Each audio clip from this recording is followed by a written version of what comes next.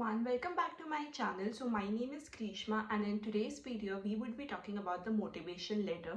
So now motivation letter is something that is very important if you're applying for an Erasmus Mundus Scholarship program, because it is what will showcase how inspired you are and how motivated you are, and this is the document that will be your real image. Since they cannot talk to you face to face, this would be the face of you. So remember that this video is going to be really important. I'm going to share my experience of how, like, what all steps I followed and how did I do it. So stay tuned till the end. At the end I would also tell you about the layout that I followed for my motivation letter, which even you can follow. So without further ado, let's just get started. So the first point here is that you have to know your program in and out. Whichever program you are applying to, you should be knowing what the program is actually about, what will you be learning, what all will be the different modules you would be learning. Because if you are not aware of your program in and out, having a motivation letter tailored to that particular program is something that you can never do. And remember, you should not be making one single motivation letter for all the programs, because every single program would be unique and would have different modules in them, irrespective of them being in the same college also or different college. You have to make different motivation letters. You can have the layout same, but like the other things have to be tailored as per the programs. So that is first thing that you have to keep in mind. The other point is that you have to talk to your seniors, irrespective of whichever program you're applying to, about all the doubts, all the queries, or any other questions that you have. Because when you see a particular program, it's not always easy to catch up some module names or something. Of course, in the era of ChatGPT you can ask, but if you want to actually get insights from people and know like how the exams were there, or how the grading pattern was, or what was their experience of doing the program, so you get to have a one-on-one interaction with your seniors, and everyone is very helpful on LinkedIn, so you can definitely check them out. Now once you have checked out about the program online on the website or spoke to the seniors, now the next step is stalking the professors. You see that this particular module is being taught by this professors.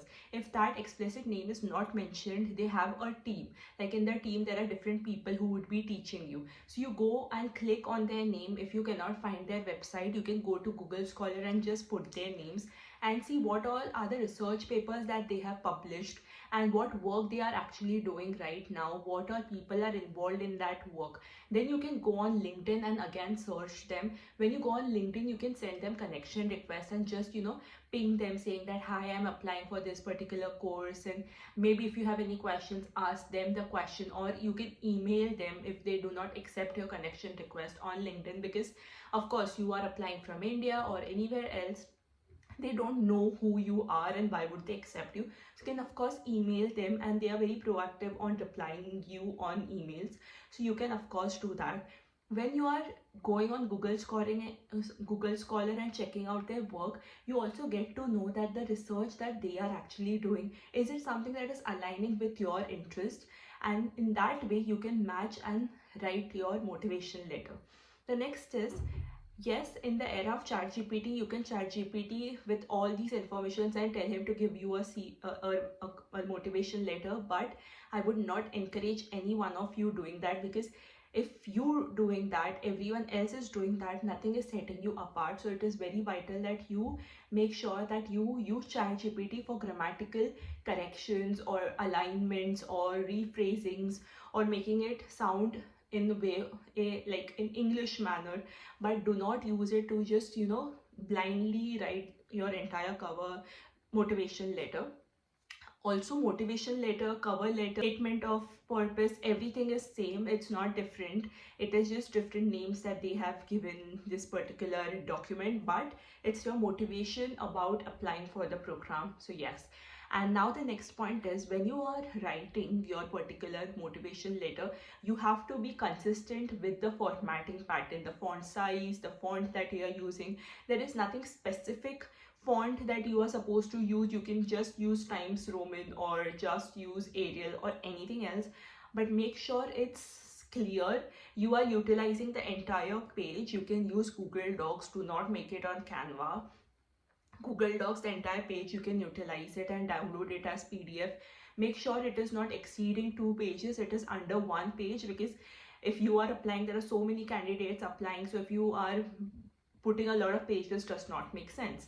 So now at the end, this is the part that was something very important, the layout that you have to follow. So for the layout, in the beginning, you start off with your introduction about who you are and what program you are applying to, which is very important because they should know who you are. Once you write that, it has to be very small, and then the next para comes, what did you do for your bachelor's? Now for bachelor's, what did you do? You have to explain it in a story. Now entire motivation letter has to be very smooth and like a story, so you have to narrate a story of who you are actually. So make sure that is very smooth gliding. Be very honest about everything, don't lie. Be authentic. If you have failed, mention in your motivation letter you failed and what it taught you actually. Be authentic enough.